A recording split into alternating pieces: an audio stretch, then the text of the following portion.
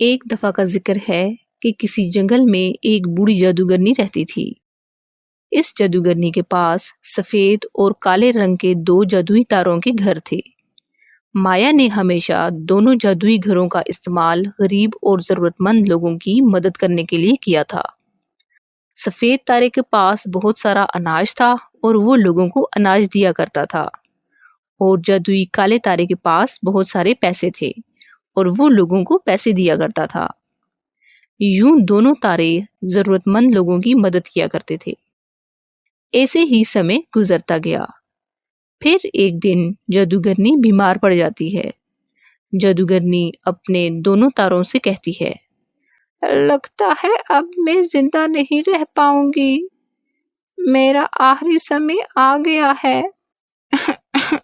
دیکھو، میرے مرنے کے بعد تم دونوں اسی طرح غریب اور ضرورت مند لوگوں کی مدد کرتے رہنا اور ان کا سہارا بننا، کبھی کسی کو پریشان مت کرنا اور آپس میں پیار بنائے رکھنا۔ اتنا کہتے ہی جادوگرنی اپنا دم توڑ دیتی ہے۔ جادوگرنی کے مرنے کے بعد سفید تارے کو بہت دکھ ہوتا ہے اور وہ بہت روتا ہے، لیکن کالے تارے کو جادوگرنی کے مرنے سے کوئی فرق نہیں پڑتا اور وہ رونے کے بجائے خوشی سے اچھلنے لگتا ہے۔ کالے تارے کو اچھلتا دیکھ کر سفید تارا اسے کہتا ہے، یہاں ہماری مالکن ہمیں چھوڑ کر چلی گئی ہے اور تم ہنس رہے ہو۔ تم نے سنا نہیں کہ ابھی ابھی انہوں نے کیا کہا تھا؟ وہ چاہتی ہیں کہ ہم ایک ساتھ رہیں اور غریب اور بے سہارا لوگوں کی مدد کرتے رہیں، اسی لیے اب ہمیں ہمیشہ غریب اور بے سہارا لوگوں کی مدد کرنی ہوگی۔ ہا ہا ہا ہا، ہے زندگی کا مقصد اوروں کے کام آنا، یہ کس بیوقوف نے کہہ دیا تھا؟ میں ایسا بالکل نہیں کروں گا، تم چپ رہو، یہ بڑھیا تو مر گئی ہے، میں تو کب سے یہی چاہتا تھا۔ اب سے میں دوسروں کو پریشان کروں گا اور بس پریشان کروں گا اور سب کو اپنی انگلی پر نچاؤں گا۔ ہا ہا ہا ہا ہا۔ تمہیں اگر اس بوڑھیا کے آدیشوں کا پالن کرنا ہے تو تم کرو، مگر مجھے مت سکھاؤ کہ مجھے کیا کرنا ہے۔ سفید تارے کو کالے تارے کی باتیں بہت پریشان کرنے لگتی ہیں۔ اگلے دن 2 آدمی مٹھو اور راجو تاروں کے گھروں سے مدد مانگنے کے لیے آتے ہیں۔ مٹھو بولتا ہے، میری بیوی اور بچی ہسپتال میں ہیں، بس کچھ دیر پہلے ان کا ایکسیڈنٹ ہوا تھا اور ہاسپٹل والے پیسے مانگ رہے ہیں، ان کی جان کو خطرہ ہے، مہربانی کر کے مجھے کچھ پیسے دے دو۔ دوسرا بولا، میں ایک کچے گھر میں رہتا تھا، میرا گھر بارش کی وجہ سے ٹوٹ گیا ہے، مجھے کچھ پیسے دے دو تاکہ میں اس کی مرمت کر سکوں، آپ دونوں کا بہت احسان ہوگا۔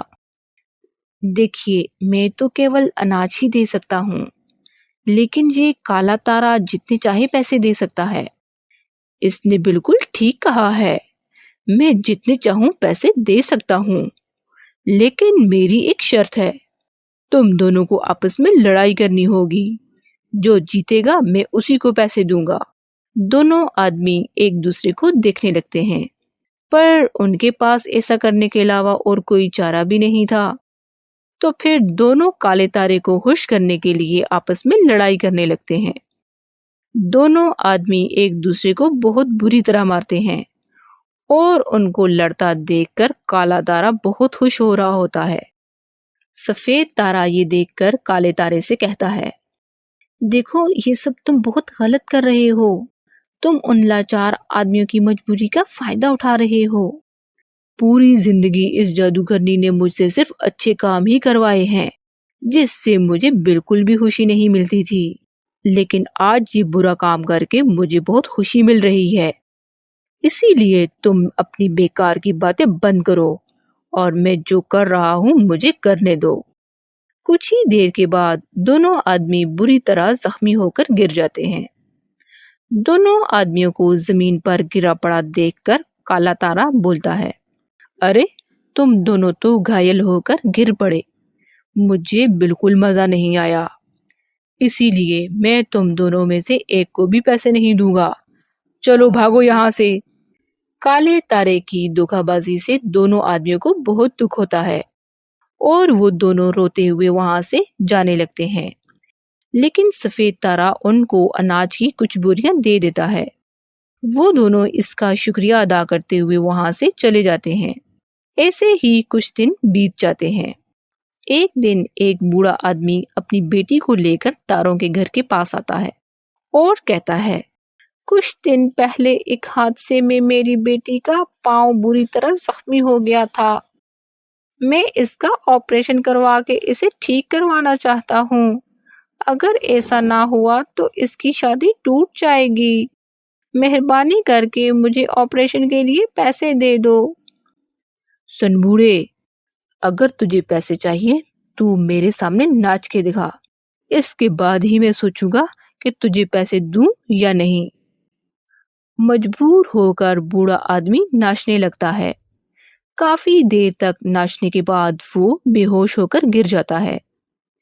اسے دیکھ کر اس کی بیٹی بولتی ہے، پاپا پاپا کیا ہوا، اٹھیے پاپا۔ سن لڑکی، تیرے باپ کو تو بالکل بھی ناچنا نہیں آتا، اسی لیے اب میں تم لوگوں کو کوئی پیسے نہیں دوں گا۔ چل اپنے باپ کو اٹھاؤ اور نکل جاؤ یہاں سے۔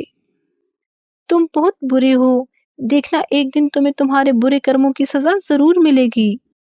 ایسا کہہ کے وہ لڑکی اپنے باپ کو اٹھا کر یہاں سے چلی جاتی ہے۔ ایسے ہی کچھ دنوں تک سلسلہ چلتا رہتا ہے۔ پھر ایک دن جنگل کے پاس والے گاؤں میں بھوکم آ جاتا ہے، جس کی وجہ سے لوگوں کے گھر ٹوٹ کر گر جاتے ہیں اور سب تہس نہس ہو جاتا ہے۔ پھر گاؤں کا ایک بزرگ سب لوگوں کو لے کر تاروں کے گھر کے پاس آ جاتے ہیں اور ان سے کہتے ہیں، ہماری مدد کرو، بھوکم کی وجہ سے پورا گاؤں برباد ہو گیا ہے۔ دیکھو تم سب کو یوں روتے گڑ گڑاتے ہوئے دیکھ کر مجھے بہت مزہ آ رہا ہے، اسی لیے میں تم کو کوئی پیسہ نہیں دوں گا۔ کالا تارا ان کا دکھ دیکھ کر بہت ہنستا ہے۔ ایسا مت کہو، ہم سب بہت مصیبت میں ہیں، ہمارے چھوٹے چھوٹے بچے ہیں، کم از کم ان کا تو خیال کرو۔ یہ کہاں جائیں گے اور کیا کھائیں گے، ان کے بارے میں تو سوچو۔ بیکار کی باتیں کر کے میرا دماغ خراب مت کرو، ورنہ اچھا نہیں ہوگا، چلے جاؤ یہاں سے۔ یہ کالا تارا بہت برا ہے، یہ کسی کی مدد نہیں کرتا، تم سب بیکار میں اس سے بحث مت کرو۔ دیکھو میں تم سب کو پیسے تو نہیں دے سکتا، پر بہت سارا اناج دے سکتا ہوں، جس سے تم سب کی بھوک ختم ہو جائے گی اور کوئی بھی بھوکا نہیں سوئے گا۔ اتنا کہہ کر سفید تارا وہاں بہت سارا اناج دے دیتا ہے۔ تبھی گاؤں والے اسے بہت دعائیں دیتے ہیں اور اناج لے کے وہاں سے چلے جاتے ہیں۔ ایک دن اسی جنگل میں بہت طوفان آتا ہے۔ طوفان اتنا تیز تھا کہ دونوں تاروں کے گھر لڑکتے لڑکتے ایک کھائی تک پہنچ جاتے ہیں۔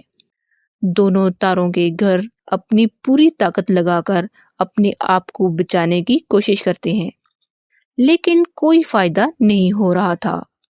تبھی کچھ گاؤں والے وہاں سے گزر رہے تھے کہ ان کی نظر تاروں کے گھر پر پڑتی ہے۔ ارے دیکھو تو صحیح، تاروں کے گھر کھائی میں گرنے والے ہیں، ہمیں ان کو بچانا ہوگا ورنہ وہ دونوں ختم ہو جائیں گے۔ ان میں سے ایک آدمی بولتا ہے، دیکھو یہ سفید تارا بہت ہی اچھا ہے، ہم سب کی ہمیشہ مدد کرتا ہے، اسی لیے ہمیں صرف سفید تارے کو ہی بچانا چاہیے۔ یہ بالکل وہی شخص تھا جس کو کالا تارا لڑنے کے لیے کہتا ہے اور لڑنے کے باوجود بھی ان کی مدد نہیں کرتا۔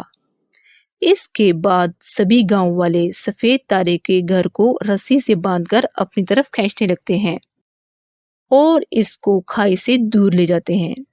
یہ سب دیکھ کر کالا تارا بولتا ہے، ارے تم سب نے تو سفید تارے کو تو بچا لیا، اب مجھے بھی تو بچاؤ ورنہ میں کھائی میں گر جاؤں گا اور ابھی میں مرنا نہیں چاہتا۔